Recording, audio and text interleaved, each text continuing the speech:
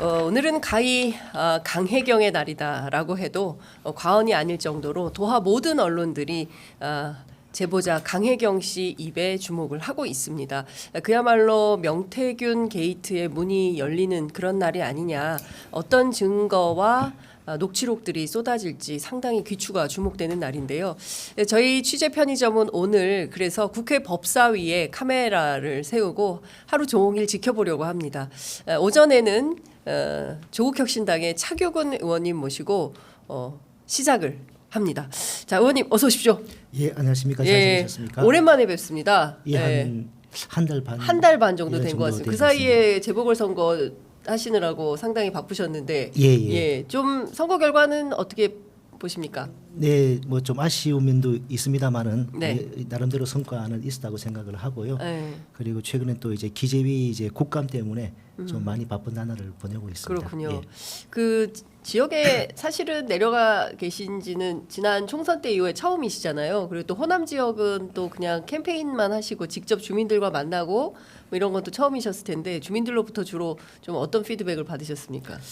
저는 이제 부산 검정 예. 담당을 맡아서 단일화 전까지 이제 검정에 있었고요. 단일화 이후에는 영광으로 예, 가서 영광. 또 이제 지원을 했습니다. 예, 금정과 영광. 예, 그렇습니다. 제가 그래서 뭐 응원하는 의미에서 예. 검정 군민의 노래와 영광 군민의 노래도 제가 좀 외워서 이제 현장에서 좀 군민의 노래가 있습니까? 그게 이제 모든 지자체에는 예. 구민의 노래, 군민의 노래가 다 있습니다. 아, 정말요? 해당 이 지자체 홈페이지에 예. 들어가면은 다 있더라고요. 아, 그래요. 그래서 예. 저희 이제 노래를 외우셨습니까? 네, 제가 보기에 부산 금정 구민들도 모르실 것 같은데. 잘 모르시는 것 같더라고요. 예. 그런데 그만큼 저희 조국혁신당이 이 검정구와 영광군 곡성군에 대한 진정성이 높다는 걸 뭐 상징적으로 보여주는 의미에서 좀 네. 한번 시도를 해봤었습니다. 아, 예. 그랬구나. 뭐 주민들로부터 폭발적인 인기가 좀 있으셨습니까? 아이 뭐 폭발적인 인기는 아니고 까지는 아니더라도 예, 그래도 인기는 없진 않았습니다. 없진 않았다. 예. 차규근 의원님은 어디 가시나 이홍렬 씨 닮았다는 얘기를 많이 듣기 때문에 아마도 지역 주민들한테 상당히 인기가 있지 않았을까라는 생각이 좀 듭니다. 하여간 이번에는 조국혁신당 어쨌든 뭐 좀 그 좋은 성과를 거두지는 못한 선거고 자체 평가에서는 뭐 이후에 뭐 과제를 정할 텐데 네네. 그래도 득표에서는 상당히 선전했다 이렇게 평가를 하시죠. 예, 그렇습니다. 그리고 이 중앙 이 정치권에서 보지 못하는 놓치고 있는 그런 부분들을 현장에서 선거 운동을 하면서 좀 피부로 좀 많이 느꼈습니다. 그런 부분들이 상당한 좀 자산이 되지 않을까 생각합니다. 그렇군요. 예. 차규근 의원님 정말 학구파시고 소탈하신 모습이 너무 좋습니다. 아유, 앞으로도 한결같은 모습 보여주시기 바랍니다. 응원합니다. 아유, 화이팅. 감사합니다. 예. 예. 오늘은 뭐 차규근 의원님 응원 메시지가 상당히 많이 들어오는데요. 아유, 감사합니다. 그러나 저희가 이제 가야 할 길은 네네, 멀고도 험한 일인 것 같습니다. 일단 이번 주가 국감 마지막 주 국감이에요. 예, 기재위는 다음 주 월화까지 있습니다. 다음 주 월화까지. 예, 대부분 아마 이번 주가 마무리가 되는 것 같습니다. 예. 초선 국회의원으로서 이번 국감 뛰신 소감은 좀 어떠세요? 많이 긴장하고 예. 뭐 많이 준비하고 이렇게 했는데 지금 뭐 다 끝난 건 아니지만 예. 상당히 뭐 보람 있는 그리고 상당히 의미 있는 좀 그런 뭐 국감 활동으로 좀 보내고 있지 않나 생각을 하고 있습니다. 예. 그러니까 이번 주가 사실은 뭐 지역에 뭐 그 현장 조사도 많고 대체로 뭐 지역 국감도 많고 뭐 이러는데 특히 기재위에서는 최근에 이제 논란이 되는 이 세금 문제나 이런 것들에 대해서도 상당히 의원님의 성과라고 하면 어떤 것들이 있다고 볼 수 있을까요? 예, 저는 이번 국감에서 정부의 올해 세제 개편안 중에서 가장 문제가 많다고 보는 그 가업 상속 공제와 그 저기도 검투세 문제 관련해서 집중적으로 좀 질의와 이런 자료를 제시를 하고 있습니다. 관련해서 오늘도 뭐 자료를 가지고 왔는데 올해 정부의 그 가업 상속 공제 세제 개편안에 하면은 이 올해 세제 가업 상속 공제 클로즈업을 좀 해주시면 좋겠네요. 예, 올해 맞추기가 어려우네요. 그냥 반대로 그냥 세워두시면 카메라가 알아서 세울 겁니다. 올해 그 가업 상속 공제 핵심은 도이치모터스 가업 상속 공제를 위한 세제 개편이 아니다. 이렇게 말씀드릴 수 있습니다. 도이치모터스. 예, 그렇습니다. 올해 만일 그 세제 개편안이 통과가 되면은 도이치모터스가 네. 상속됩니다. 아, 예, 가업 상속 공제 대상이 돼가지고 네. 그 1,200억 1,200억이요. 원 예. 상속 공제를 받게 됩니다. 상속 공제를 받는다고요. 예. 여기 보시면은 예. 도이치 다른 지금 현재 가업 상속 공제 기준에 하면은 다른 요건들은 다 이제 도이치모터스 충족을 하지만 유일하게 충족 못하는 것이 매출의 기준입니다. 네네. 요 5천억 원, 예. 매출의 평균 금액 5천억 원 초과되면은 네. 지금 현재는 가업 상속 공제 대상이 아닙니다. 하지만 이번 가업 상속 공제 세제 개편안에 이 그 밸류업, 네네. 밸류업에 해당하는 그 기업이 기업들. 되면은 이 5천억 초과하더라도 문제가 안 되게 만들었습니다. 그 내용이 들어가 있습니다. 아, 정말요? 그렇기 때문에 이번 네. 세제 개편에 통과가 되면은 도이치모터스가 예. 가업 상속 공제 대상에 대해서 엄청난 세제 세제 혜택을 받게 보게 되는 되는 것입니다. 그러면 그 세제 혜택의 예. 규모가 얼마나 되는 겁니까? 1,200억. 1,200억. 예. 기본 그 공제가 되는 셈이죠. 와, 예. 기업으로서는 어마어마한 어마어마한 혜택이 혜택이 되는 것입니다. 건데요. 그렇습니다. 예. 그러니까 저거를 지금 그러면 네네. 여권에서 세게 밀어붙이고 있는 법안인 모양이죠. 그렇습니다. 예. 그러면 야권에선 그거를 예. 반대를 해야 될 텐데. 당연하게 민주당에서도 문제 인식을 하고 있는 있고. 걸로 알고 있습니다. 예. 다만 이제 제가 이번에 그 조세 소위에 좀 들어가고 싶었는데 네. 그 이제 기재위의 그 상임 소위가 이제 조세 소위가 있고 경제재정 소위가 있거든요.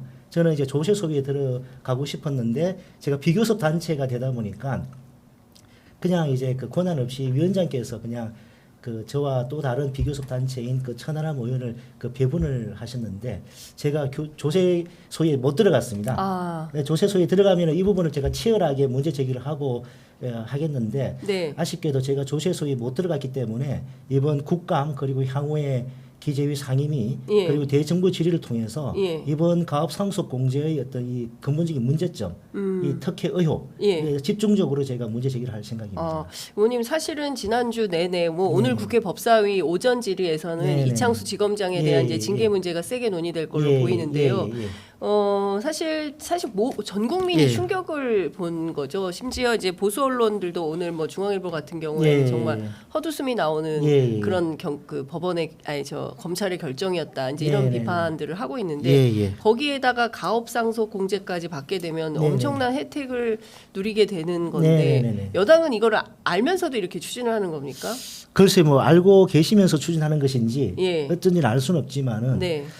제가 한 2달 전쯤에 이번 세제 개편안 관련해서 이제 국회에서 토론을 한 적이 있는데 그 민주당에서 지금 한 10년 넘게 정부의 세제 개편안에 대해서 검토를 한 연구위원이 한마디 하더라고요. 자기가 10년 이상 정부의 세제 개편을 봐왔지만 올해처럼 이렇게 이해 안 되는 세제 개편을 처음 본다. 기재부가 왜 이러는지 모르겠다. 정말요? 예. 그만큼 이해 안 되는 기재부가 왜 이런지 왜 기재 그 연구위원 하는 말이 예. 그래도 그 전에는 기재부 직원들이 예. 나름 소신이 있었고 기준을 지키려고 노력을 했고 하는 게 느껴졌는데 예. 올해 세제 개편을 보면은 예. 기재부가 도대체 왜 이러는지 모르겠다라는 그런 그 반응을 보이더라고요. 그러니까 그 연구위원들조차도 예. 이제 그러니까 그런 걸 어떻게 현상을 해석해야 됩니까? 그러니까 그 사실은 기재부 공무원들이 상당한 엘리트 의식이 있지 않습니까? 그렇죠. 그래서 이거는 절대로 안 된다. 예. 검찰도 마찬가지인 것 같아요. 예. 근데 그게 다 저는 시스템이 무너졌기 때문에 시스템. 이런 이해 안 되는 모습들이 예. 나라 곳곳에서 그 목격되고 있는 게 아닌가 싶습니다. 검찰도 이번에 시스템이 완전히 물론 이제 예전부터 실망스러운 모습이 많이 있었지만은 네. 완전히 상징적으로 시스템이 무너진 걸 갖다가 보여준 것이죠. 이번 정부 들어서서 언론에서 사라진 용어가 하나 있습니다. 뭔지 아십니까? 어떤 건가요? 이프로스란 용어입니다. 이프로스 그러네요. 지난 정부에서 항상 만일에 네. 뭔가 검찰이 약간 불편한 어떤 그런 뭐 있다 그러면은 바로 뭐 이프로스 난리가 나고 그렇죠. 그것이 언론에 도배가 되고 이것이 마치 뭐 검찰이 이 뭐 여론이 양 해가지고 또 여론을 주도하고 예. 이렇게 막 확대 재생산되지 않았습니까? 맞습니다. 이번 정부 들어서서 이프로스 시끄러다 난리 났다는 그 뉴스 본 적이 있습니까? 그러니까요. 존재감이 제로가 검찰이 이미 죽었고요. 이번에 이 도이치모터스 무혐의 결정으로 다시 한번 스스로 확인 사설한 것입니다. 예. 그러니까요. 그래서 그 얘기를 좀 해봐야 될 거. 저는 이제 도이치모터스가 아주 다종다기하게 혜택을 보고 있구나. 이게 뭐 누구의 후광이나 뭐 이런 거라고 볼 수 있을까요? 김건희 여사. 그래서 진짜 이거 도저히 납득하기 어려워. 그리고 기존에 현행 세제안에 의하더라도 이게 매출액 5천억 원, 뭐 3, 4천억 되는 그 이상이 되는 기업의 사례도 이미 많지가 없습니다. 무리하게 이렇게 기준을 높이려는 이유가 뭔지. 그리고 이게 그러니까 도이치모터스 회사를 넣기 위한 세제 개편이다. 충분히 그렇게 의심할 만한 여지가 있는 것이죠. 기존에는 그런 조치가 전혀 없었는데 올해 유독 이렇게 나오는 것은 김건희 여사와의 관계성. 그렇죠. 충분히 의심할 만한 그런 세제 개편안. 뭔가 정당하지, 공정하지, 뭐 정의롭지 않은 뭔가 로비에 휘둘린 뭔가 이 어떤 공식적 루트가 아닌 그걸 통해서 내려진 오더에 따라서 이 세제 개편이 만들어진 것이 아닌가라는 의심이 들 정도입니다. 그러면 그것도 뭔가 의원님 좀 추적을 해봐야 되겠네요. 기재부 공무원들이 왜 이런 결정을 내리고 여기에 그냥 무너지는 방식으로 그냥 협조하는 거라면 실제로 어떤 관계들 속에서 이런 뭐 실제 무슨 그런 오더가 있었다고 한다면 그건 되게 충격적인 일 아니겠습니까? 제가 10일 전 이제 기재위 국감에서 기재부 장관 상대로 이 부분을 지적을 했는데 장관은 이제 특정 한 기업을 만 염두에 두고 언급해서는 안 된다라고 말씀하긴 하셨지만은 오해를 살 수밖에 없는 그런 이 세제 개편안이라는 거죠. 그러니까요. 그러니까 지금 말씀 주신 내용만 들어봐도 조금 이거는 좀 다시 한번 짚어보거나 살펴볼 여지가 있다라는 생각이 좀 들고 그 도이치모터스 주가 조작 의혹 사건만 하더라도 이렇게 그 차고 넘치는 증거가 있음에도 불구하고 검찰은 뭐 이분이 실제로 김건희 여사가 일반 투자자에 불과하고 주식 거래나 이런 걸 잘 모르기 때문에 그리고 정확한 증거가 나오지 않았기 때문에 이것은 불기소다. 이제 이런 결정을 내려서 상당히 큰 파문이 일고 있습니다. 의원님은 그 사건 자체에 대해 검찰의 결정 어떻게 평가하십니까? 그 많은 분들이 이제 검찰은 죽었다. 뭐 법치주의 사망 선고일이다. 이런 표현을 하시지 않습니까? 좀 속된 말로 시쳇말로 표현을 하자면은 검찰 웃기고 자빠졌다. 라고 생각합니다. 검찰이 그 정도로 자기들 스스로 정당하지 못하니까 떳떳하지 못하니까 압수수색하지 않았다는 그 사실조차도 그 거짓말을 하지 않았습니까? 사실과 다르게 이야기하지 않았습니까? 얼마나 자기들 스스로 부끄럽다고 생각을 하면은 기자들 상대로 브리핑할 때 사실과 다르게 이야기를 했겠습니까? 그러니까요. 압수수색 하나만 하더라도 검찰의 어떤 정당성이나 그런 것들을 좀 훼손하는 손상시키는 그런 태도가 아닌가라는 생각이 좀 들고 근데 검찰이요. 그거 사실 이번에만 그런 것은 아니고 역대 이런 사건들이 상당히 많이 있었고 특히 의원님께서는 이제 김학의 사건 관련해서 지금 재판도 받고 계시는 상황인데 뭐 어떤 기시감이 든다 이런 말씀을 하셨어요. 어떤 점들이 좀 닮아 있다고 보시는 건가요? 제가 이제 김학의 전 차관 긴급 출국 금지 사건으로 재판을 받는 과정에서 과거 2013년도 김학의 전 차관 사건이 불거졌을 때 경찰, 검찰 수사 기록을 다 보게 됐습니다. 그 기록을 보면서 저는 육두문자를 기록에 휘갈기지 않으면 안 될 정도로 너무 화가 난 상태에서 기록을 볼 수밖에 없었습니다. 2013년도에 그 검사들의 행태라는 것은 정말 검사 선서란 그 문서가 있는데 그냥 밟고 싶더라고요. 부끄럼도 모르고 도대체 자기들의 권력이 권한이 누가 왜 준 것인지 기본적인 책임의식도 없고 오로지 자기들 조직에 그 끼칠 불이 그 당시에 수사권 검경 수사권 조정 국면이었거든요. 맞아요. 만일에 이제 김학의 사건이 있는 것도 낱낱이 드러날 경우에는 불리하게 작용될 수 있다라는 걸 조직 전체가 우려한 것이죠. 그 때문에 철저하게 피해자를 사라지게 만드는 여성 피해자도 있었지만은 또 국가라는 피해자도 있었습니다. 뇌물죄의 경우는 그 피해자가 국가거든요. 그 말 못하는 말 없는 피해자 국가란 피해자를 사라지게 만든 것입니다. 그렇기 때문에 저는 도저히 참을 수 없어서 작년에 이제 공수처의 그 특수직무유기죄로 그 고발을 했는데 이제 특수직무유기죄는 공소시효가 10년이라서 작년 11월까지가 이제 10월 10일까지가 마침 시효였고 제가 한 4, 5일 전에 그걸 알게 된 것이죠. 기록 검토하고 하다 보니까. 근데 공수처가 너무 실망스럽게도 이제 예. 불기소를 했고 법원도 일말에 기대를 했습니다만 며칠 전에 이제 재정 신청을 기각을 했는데 재정 신청도 기각됐어요. 예, 그렇습니다. 그래서 뭐 그 사건이 이제 더 이제 검사들 직무유기는 더 이상 물을 수 없게 됐습니다만은 예. 저는 그 작년에 그 관련 기록과 법 조문을 보면서 그 수사기관의 직무유기 관련해 가지고는 별도 조항들이 있습니다. 예. 형법의 직무유기는 예. 모든 공무원이 예. 다 해당되는 거고요. 그거는 공소시효가 이제 짧습니다. 근데 수사기관의 직무유기 관해서는 별도 조항들이 있습니다. 경찰관의 뭐 수사기관으로서의 직무유기할 경우는 별도 조항이 있는데 네.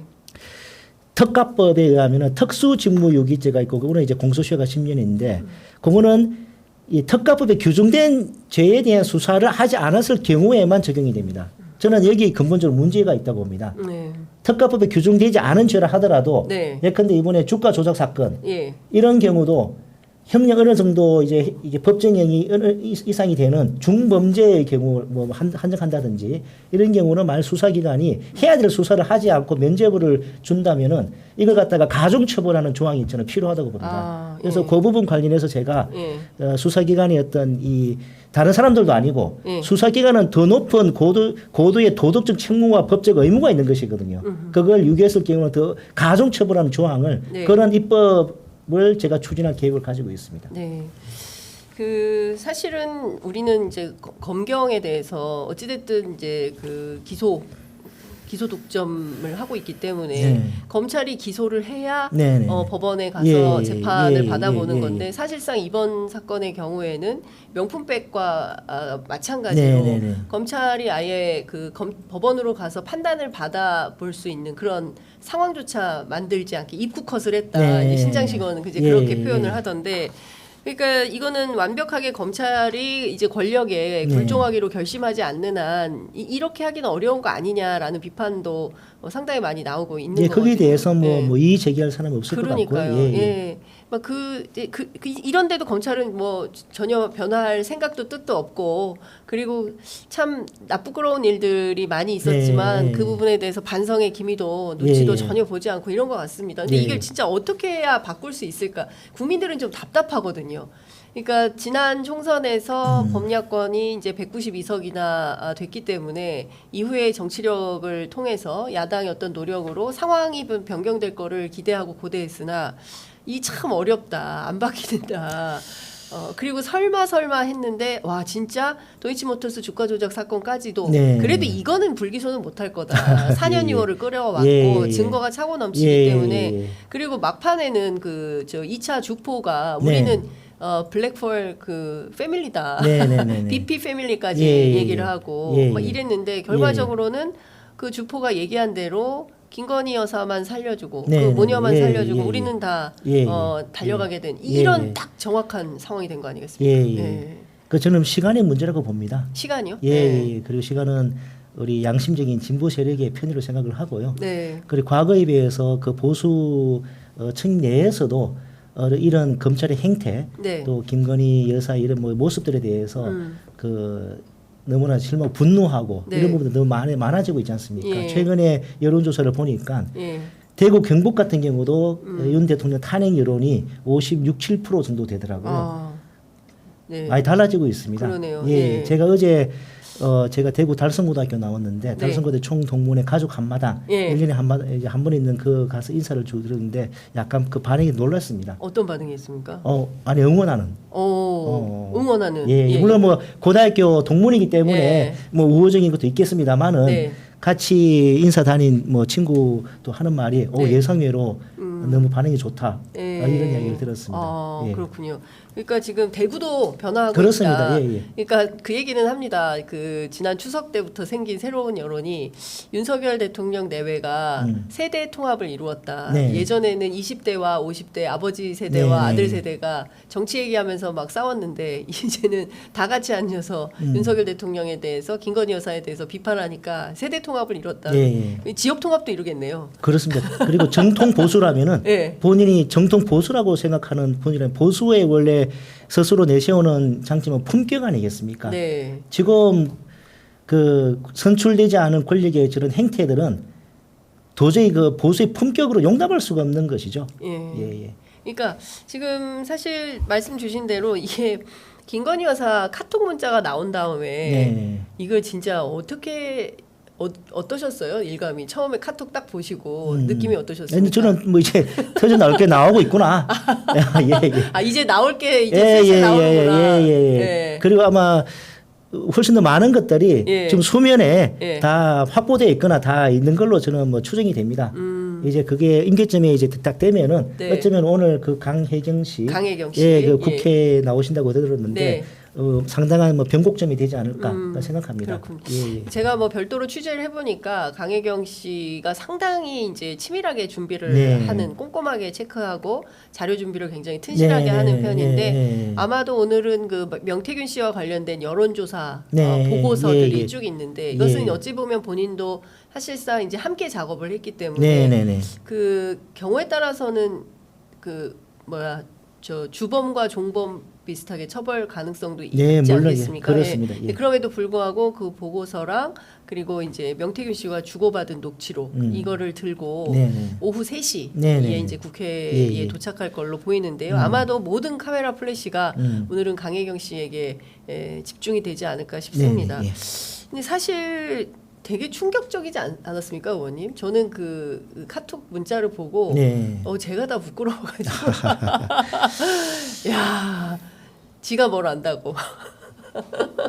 저는 전적으로 명 선생님을 의지합니다. 예? 그리고 너무 참 진짜 그 부끄러운 정말 무식하면 원래 그래요. 부끄러움은 이제 국민의 몫이 되고 있는 것이고요. 또 제가 이번에 재보궐 선거 갔을 때 곡성에서 이게 길가에서 버스 정류장에 대기하고 있는 그 한 70대 할머니를 뵀는데 그 할머니께서 어떻게 좀 해달라. 꼴보기 싫어가지고 정말 TV를 꺼버린다. TV 끈다. 김건희 여사 나오면. 그 말씀을 하시더라고요. 우리 국민들의 자존심에 엄청난 상처를 입혔고 지금도 상처가 이렇게 생기고 있는 중이죠. 국제적으로도 이게 무슨 망신입니까? 이거? 그러니까 근데 지금 보면 한두 번이 아니지 않습니까? 리투아니아 명품 쇼핑부터 시작을 해서 그다음에 뭐 외국에 갈 때마다 뭐 성형 논란 있죠. 그 심지어 최근에는 그 키르기스탄인가요? 거기에 카자흐스탄이죠. 카자흐스탄 언론이 김건희 여사와 관련해서 사기꾼 이라는 표현까지 뭐 외모나 뭐 그런 부분은 저는 뭐 그런다 치더라도 피하고 싶고요. 그냥 기본적으로 선출되지 않은 권력이 이렇게까지 노골적으로 이 전횡을 하고 있고 국정농단을 하고 있고 근데 그렇게 이게 삼척 동자도 다 아는 상황이 됐음에도 불구하고 국가 권력을 이 최첨단에 있는 검찰이라는 이 기관이 보여주는 모습을 보면은 정말 스스로 관뚜껑 스스로 치고 있다. 스스로 관뚜껑 치고 있다. 그러니까요. 이 정도 되면 과거에 같으면 수사 시작하거든요. 그러죠. 뭐 DJ 때도 그랬고 노무현 대통령 때도 그랬고 그리고 그 앞에도 그 후에도 이명박 다 그러지 않았습니까? 그런데 유독 김건희 여사와 관해서는 상당히 무기력해지고 있다. 지금 이제 그거는 저는 대통령이 이제 자체가 검찰총장 출신이고 검찰 권력 일체화돼 있기 때문에 검찰과 일체화 스스로 그 무덤에 함께 지금 다 그 함정에 빠져가지고 헤어나지 못하는 길로 가고 있다 그렇게 봅니다. 과거에는 약간의 거리를 두지 않았습니까? 속으로는 약간 뭐 소통하더라도 겉으로는 그러지 않는 척하면서 검찰 권력에 계속 영속성을 유지를 했는데 지금은 완전 일체화돼서 이렇게 해오고 있고 하고 있기 때문에.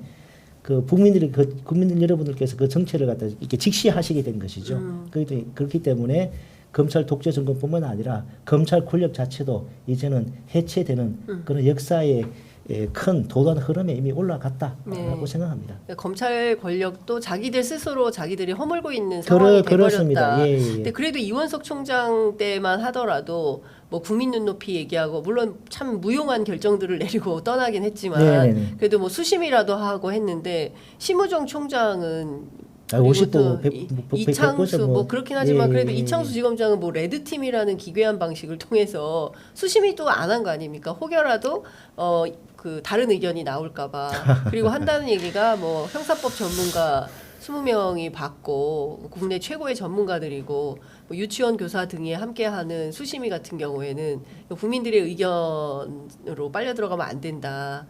오로지 이 사건에 집중하고 싶었다. 그런 누가 막 이렇게 뭐 세상에. 참여했다고 강조하는 그 자체가 예. 사실은 예. 자신이 없다는 걸 반증하는 거죠. 이 수사 결과에 대해서 자신이 예. 수심위에 의해서 또 뒤집히는 결과가 나왔는데 그거를 수용하지 않으면 국민들로부터 또 지탄을 받게 되고 이걸 피하고 싶었다. 뭐 국민 눈높이에 맞춰서 했다고 뭐 그렇게 주장하는 것 자체가 사실 네. 스스로의 어떤 범죄적 결정에 대해서 너무나 자신이 없기 때문에 예. 캥기기 때문에 예. 그런 말이 길어지는 게 아닐까 싶습니다. 장황하게. 그러네요. 예. 예. 근데 그 이제 중요한 거는 이제 검찰청법 개정안이나 뭐 이런 것들이 이제 통과가 돼야 되는데 네네네. 근데 검찰 주변에서는 또 그런 얘기도 있습니다. 윤석열 대통령이 현직을 유지하는 한 검찰은 영원하다. 계속 검찰 뭐 권력 안 바뀐다. 뭐 거부권 행사할 가능성이 그렇죠. 없겠죠. 예. 그래도 불구하고 계속 두드리고 네. 예 그리고 거기에 쌓이면 언젠가는 뭐 될 것입니다. 네, 그러니까요. 오늘 아침 경향신문에 이런 글이 실렸는데요. 법 바깥의 암묵적 공인 대통령 배우자. 이 대통령 배우자의 문제를 좀 해결해야 되는 거 아니냐라는 거 이거를 뭐 법으로 정비를 하면 공적 지위를 갖게 되니까 그것도 좀 딜레마적 상황에 빠진다라는 얘기가 있고 오늘 아침 중앙일보 칼럼에서는 또 이런 얘기가 있습니다. 권력 동업자가 아닌 인생 동반자로 남기를 바란다. 김건희 여사를 향해서 권력 동업자라는 표현이 나왔습니다. 어떻게 생각하세요, 의원님? 그게 중앙일보 예, 칼럼입니다. 그러니까 예. 보수 언론에서 예. 아주 완곡하게 예. 제발 좀 자제해라. 제발 좀 보수 좀 살려달라라고 네. 절규하는 거라 봅니다. 예. 제발 보수 좀 살려달라. 예. 김건희 여사요. 예. 제발 우리 좀 살려도. 예. 우리 같이 죽지 맙시다. 예. 이런 절규를 하고 있다. 예, 저는 그 절규라고 봅니다. 예. 그러니까요. 지금 그 뭐 사실 대통령실 주변에서는 참모들이 뭐 이혼에 준하는 결단을 내려야 된다 이런 얘기도 한다는 겁니다. 그렇지 않고서야 이 국면을 피해갈 수는 없다라는 얘기인데 의원님 보시기에는 어떤 해법이 있겠습니까? 김건희 여사가 사실은 마포대교에 나타나면서 그리고 통치자의 언어를 쓰기 시작하면서 정말 TK 여론까지도 나빠졌다라는 평가가 지역 언론을 통해서 보도되고 있거든요. 네. 그래서 결국 뭐 저 용산 대통령실에서 어떤 결정을 하게 될지 그것이 뭐 설마 뭐 이혼까지 그렇게 하시겠습니까? 결국에는 국민의힘 내부에서 도저히 네. 이러다가는 보수 전체가 괴멸되겠다라는 위기의식을 느낀 네. 분들께서 이탈을 해서 이 특검법 재표결 그래서 의결되지 않을까 저는 뭐 그런 생각입니다. 오늘 한동훈 대표하고 윤석열 대통령이 이제 오후 4시 30분에 네. 왜 또 4시 반인지는 모르겠어요. 4시 30분에 티타임 네. 차담회를 하는데 네. 한동훈 대표는 독대를 요구했는데 네. 대통령실은 거부했어요. 예. 그래서 결국에는 정진석 비서실장하고 3자 티타임, 네. 3자 차담회를 예. 하게 되는데 예. 오늘 아침 그 CBS 라디오에 출연한 이준석 의원은 예. 무슨 그 독대 호소인이냐 한동훈 대표가 계속 독대 호소만 하다 끝날 것 같다. 실제로 내용성 있는 회담보다는 빈손회담 가능성이 높아 보인다. 저도 그렇게 생각합니다. 의원님도 그렇게 보십니까? 예, 그 시간 자체가 4시 반이지 않습니까? 예. 그리고 사실 조금 뭐 진솔한 논의를 한다든지 네. 좀 의미 있는 성과를 내려고 한다 그러면은 만찬이나 그렇죠. 하다못해 오찬이라도 하면서 그렇죠. 예. 좀 뭐 부드러운 이야기도 오고 가고 예. 하면서 이제 또 뭐 알맹이 있는 이야기도 끄집어낼 수가 있는 건데 네. 4시 반이라는 시간은 1시간 정도 하고 이제 우리 떠나자. 이게 각자 헤어지자. 예. 딱 그 시간대죠. 만일에 예. 뭐 5시나 5시 반에 하게 되면은 예. 배고파지잖아요. 그렇죠. 그러면 그냥 해줄 수 있습니까? 뭐 밥이라도 저기 뭐 소주 한 병 가져와 해가지고 뭐 자연스럽게 또 이렇게 그러면 또 본인 하는 게 해가지고 뭐 이게 뭐 성과 있는 이야기 나올 수도 있겠지만은 예. 4시 반이라는 그 시간은 딱 철저하게 오찬도 싫고 만찬도 싫다. 나 너랑 밥도 먹기 싫어. 예, 밥도 딱 그 시간대라고 생각합니다. 예. 그리고 그 얘기를 하더라고요. 오늘 이준석 의원 재밌는 얘기 많이 했는데 한동훈 대표를 향한 대통령의 시각은 이제 3대 요구를 하지 않았습니까? 김건희 여사에 대해서 네. 일단 공개 활동 중단. 예. 그다음에 이제 두 번째는 저 김건희 여사 라인 정리, 네. 그러니까 대통령실 안에 있는 예. 소위 이제 칠상신, 이렇게 칠간신 이렇게 불리는 그 라인들에 대한 정리, 이제 코바나 컨텐츠 출신들이죠. 그리고 이제 마지막은 이 현재 제기된 의혹들에 대해서 적극적인 조사에 협조. 이거 안 받을 거고 태도는 네가 뭔데? 그렇죠. 저도 뭐 그렇게 될 거라고 생각합니다. 한동훈 네가 뭔데? 이런 태도로 나올 거다. 이미 뭐 그 김건희 여사 그리고 그 주변에 있는 뭐 칠상씨라고 불려지는 사람들 중심으로 아마 많은 의혹들이 제기되고 있는 상황 아니겠습니까? 그렇습니다. 그 아마 한동훈 대표가 요구하는 대로 대통령실에서 그렇게 하겠다라고 할 가능성은 매우 희박하다라고 생각합니다. 몇 퍼센트 보세요? 한동훈 대표 요구 받을 가능성? 마이너스 10%? 마이너스 빵프로도 아니고 마이너스 10%다. 거의 가능성이 없다. 근데 어제 갑자기요 친윤계 쪽에서 그 이번 선거에서 수도권 패배의 책임을 지고 한동훈 대표 사퇴하라 요구를 했어요. 그러니까 과거에 소위 얘기하는 김옥균 프로젝트로 한동훈 대표가 당선되고 나서 3일 천하로 끝날 거다. 이런 이제 그 친윤계 프로젝트가 돌아다녔는데 그게 알고 보니 석 달짜리더라. 그래가지고 이번에 아마도 그 친윤계의 주장을 시작으로 해서 오늘 빈손 회담 그리고 또 하나는 이제 서울교육감 선거에 대한 책임을 지고 물러나라는 건데 이런 친윤계의 어떤 그 태도 이거는 결국 용서하는 뜻이 반영된 결과 아니겠습니까? 그래서 뭐 친윤계 아니겠습니까? 그러니까요. 그러니까 결과적으로는 대통령실이 한동훈 대표하고 뭘 같이 할 생각은 없어 보인다. 결국 한동훈 대표하고의 이제 작별을 고하면 다음 수순은 한동훈 대표 쪽에서도 그 다음은 특검이다 이런 특검이 통과될까 걱정이다 이런 말을 김종혁 최고위원이 하고 있거든요. 그거 의원님 보시기에 실제로 그 가능성은 좀 있다고 보십니까? 뭐 그 가능성이 저는 뭐 제법 있다. 특검 통과 가능성이 있다고 보세요? 실제로 국민의힘 의원들 만나보면 그런 얘기를 하십니까? 아니요, 많은 소통을 하지는 못했습니다만 그 뭐 한동훈 대표도 말 친윤계에서 계속 압박하고 뭐 그렇게 할 경우에는 가만히 있지 않을 거 아니겠습니까? 그러면 친한계를 중심으로 뭔가 모종의 뭐 반발 뭐 뭔가 뭐 있지 않을까 그 생각합니다. 그렇군요. 그냥 한동훈 대표가 보면요, 뭘 이렇게 칼집에서 칼을 꺼낼 듯하다가 특검은 사실은 최상병 특검만 하더라도 본인 뭐 그걸로 당대표 됐다고 주장은 했지만 특검 전국이 다가오면 뭐 민주당 뭐 야권이 하는 특검은 뭐 문제가 있다. 심지어 이번에는 민주당이 아예 제3자 특검까지 넣지 않았습니까? 그런데도 뭐 민주당 특검은 받지 않겠다라면서 결국은 당론으로 부결을 결정해버리고 뭐 내표가 이탈을 하긴 했습니다만 결과적으로 통과는 못 됐거든요. 그래도 뭐 한동훈 대표도 뭐 자존심 있는 사람 아니겠습니까? 자존심 있습니까? 화이팅 하시길 한동훈 대표가 화이팅 하시기를 차경원 의원님께서 간절히 기다린다. 그러니까요. 지금 댓글창에 많은 분들이 제발 특검 좀 통과됐으면 좋겠다 얘기하십니다. 사실은 최수근 상병 특검 관련해서는 1년이 벌써 넘었고요. 그 부모님들의 심정을 생각해 보면 얼마나 이게 끔찍하고 안타까운 일입니까? 그럼에도 불구하고 지난 총선으로 힘을 마련해서 국회로 들어갔는데 여전히 그 장벽을 뚫지 못한다고 한다면 그러니까 어디에서 이 돌파구를 마련할 거냐 이게 참 걱정입니다, 의원님. 맞습니다. 하루 빨리 통과가 되기를. 그렇습니다.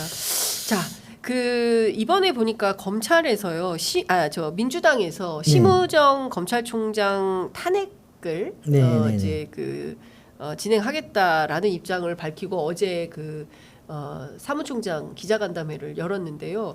조국혁 신당은 이제 심우정 총장에 대한 탄핵 문제는 좀 어떤 판단과 입장이신가요? 그래서 그 부분은 제가 아직 당 내에서 구체적으로 뭐 논의한 상황이 아니라서. 의원님 개인 의견은 어떠십니까?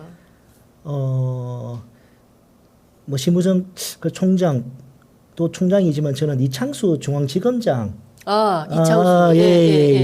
뭐 그 중앙지검장이 더 우선적으로 좀 타겟팅이 돼야 되는 건 아닌지 좀 그런 생각입니다. 그렇군요. 너무 전선을 넓게 할 경우에는 좀 약간 이제 동력이 약화될 네, 수가 있는 있으니까. 좀 더 명확한 예. 직접적인 책임이 있는 예. 뭐 이창수 중앙지검장이 예. 주된 타겟이 되어야 되지 않는가라는 좀 그런 개인적인 생각이 있습니다. 예. 그렇죠. 왜냐하면 사실은 이거를 좀 저희가 다시 복기를 좀 해보자면 네네네. 총선이 끝나고 상당히 그 여권에 불리한 상황이 되자 네. 갑자기 느닷없이 김주현 네, 전 네, 그 네. 검사장을 예.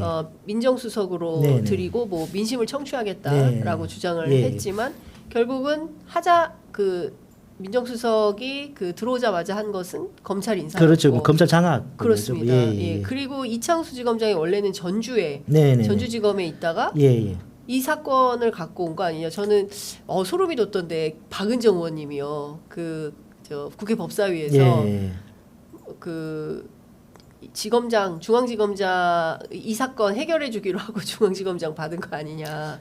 제가 알기로도 네. 그 전주 역대 검찰 인사에서 네. 전주지검장이 예. 바로 중앙지검장으로 온 사례는 예. 뭐 최초가 아니었나. 그렇습니까? 예.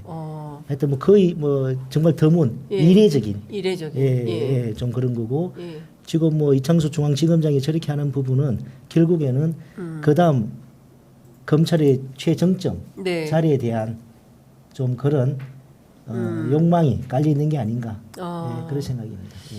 그럼 이창수 지검장 윤석열 정권에서 검찰총장 시켜줄까요? 저는 그런 수순으로 염두에 두고 예. 그 포석을 둔 것이 아닌가 생각합니다. 그럼 심우정 다음은 이창수예요? 저는 뭐 그런 가능성이 있다. 가능성이 아주 높다고 생각합니다. 근데 자기 개인의 출세를 위해서 이렇게 검찰 조직 전체를 망가뜨리면 의원님 앞서 말씀하신 대로 2+가 난리가 났어요. 이게 정상 아닙니까? 근데 그 당사자들은 네. 그 조직 내부의 논리에 갇혀 있기 때문에 네. 외부에서 우리가 이런 비판하는 것만큼 예. 이런 거에 대해서 민감하게 생각을 안 할 수도 있습니다. 그렇습니까? 예. 약간 자기들만의 세상에 사는 좀 그런 부분이 있습니다. 자기들만의 동굴에서 예.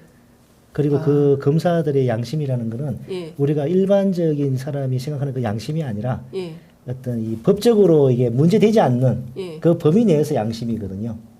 약간 다른 측면이 좀 있습니다. 일반인들하고 다른 사람들이에요? 예. 약간 예. 그들만의 예. 동굴, 그들만의 어떤 사고 방식에 좀 갇혀 있는 면이 예. 있습니다. 예. 근데 기자 의원님 말씀 주신 대로 초반에 네. 그 김학의 사건만 하더라도 전 국민이 봐서 저 딱 그렇죠, 김학의인데 그렇죠. 예. 검찰만 김학의가 아니라고 하지 않습니까?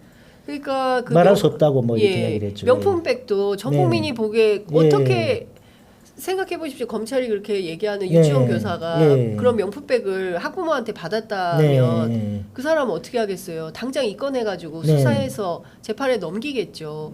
그런데 버젓이 온 국민이 다 그 영상을 봤는데도 검찰은 오로지 그 청탁금지법만 적용을 해서 다른 그 뭐 변호사법 위반이나 알선수재나 이런 건 검토조차 아니하고 그냥 무혐의 불송치 그렇죠. 결정을 해버린 거 아닙니까? 잠깐 뭐 언론에서 뭐 시끄럽긴 하지만 조금만 지나가면 또 잊어버린다. 또 다른 사건을 덮고 하는 게 한국의 정치 사회 현실이니까 그냥 뭐 그렇게 생각들 하는 거죠. 그러니까 제가 보기에는 국민들을 참 우습게 하는 것 같습니다. 검찰이. 그러니까 뭐 국민들을 네. 아주 무시하는 거죠. 네. 근데 우리나라 국민들 얼마나 똑똑하시고 위대한지 거기에 대한 감이 없는 거예요. 저기 시골에 있는 할아버지 할머니들께서도 요즘 정말 정치나 이런 데 말씀하시는 걸 깜짝 놀랄 정도고 아이들도 중고등학생들도 요즘 뭐 얘기하다 보면 깜짝 놀랄 때가 많습니다. 그런 달라진 이 세상 현실에 대해서 많이 둔감한 거죠. 권력 내 자기들만의 리그에 갇혀 있다 보니까. 참 답답합니다. 9시 27분 뉴시스 속보가 나와서 하나 전해드리겠습니다. 김민전 최고위원, 국민의힘 최고위원인데요. 한동훈 대표가 윤석열 대통령에게 김건희 특검을 받는 대신에 김정숙 여사, 김혜경 여사 특검을 제안하라. 예. 그다음에 그 27분에 오늘 9시 27분 중앙일보 속보입니다. 한동훈 대표는 또 같은 최고위원회 회의의 석상이에요. 저 김민전 의원은 참고로 친윤계. 그리고 한동훈 대표는 뭐라고 얘기했냐면 명태균 의혹에 대해서 당무감사를 통해서 조사를 하겠다. 여당이 부끄럽지 않도록 하겠다라는 입장을 밝혔습니다. 내전이 시작됐다고 봐야 됩니까? 그렇다고. 야, 근데 이거는 좀 독특하네요. 예, 예, 김민전 의원님은 김건희 특검이 아니라 김정숙, 김혜경 특검을 해야 된다. 몰타기 그것도 윤 대통령한테 가서 그 제안을 해라. 일반 국민들이 그 부분 그런 제안이 예. 뭐 설정이 있다고 생각하시겠습니까? 이분이 그 저 본회의장에서 주무신 분이죠. 입 벌리고. 뭐 그런 뭐 해프닝 뭐. 근데 사실 뭐 이 특히 오후 시간은 졸릴 때가 많이 있긴 하면 저는 뭐 잠깐 뭐 그런 부분 가지고 좀 놀라울 것은 아니다라는 말씀을 좀 주셨습니다. 아이고 지금 41분이어서 조금만 더 좀 여쭤보도록 하겠습니다. 의원님 가셔야 되는 시간인데 국감을 하러 가셔야 되는데 제가 더 붙잡고 있을 수는 없고 그 명태균 씨 관련해서 이거는 한번 제가 여쭤보고 싶어요. 검찰이 나를 잡으면 한 달이면 하야 또는 탄핵이다. 그리고 이제 그 앞서 얘기도 그 카톡 문자 말씀도 드렸고요. 이 명태균이라는 존재 자체가 소위 여권의 거의 그 무슨 핵폭탄급이다 이렇게 표현들을 하고 있는데, 근데 중요한 것은 검찰이 이 사람에 대해서 조치를 못하지 않습니까? 그리고 무슨 일인지 여권의 그 유력한 정치인들이 다들 입을 다뭅니다. 그리고 심지어 김재원 최고위원은 착한 내가 참는다 이런 말을 하면서 더 이상 논쟁을 하지 않으려고 한다. 이런 현상을 어떻게 우리 정치가 해석을 하고 받아들여야 된다고 보십니까? 사실 원칙이 사라진 거죠. 한번 곰곰이 생각해 보면 저 정도 사안이 이슈화되고 범죄 혐의가 있다 그러면은 검찰은 특별수사팀을 꾸려서라도 이렇게 적극적인 강제 수사를 갖다가 시작하는 게 맞는 거죠. 수사기관이라면.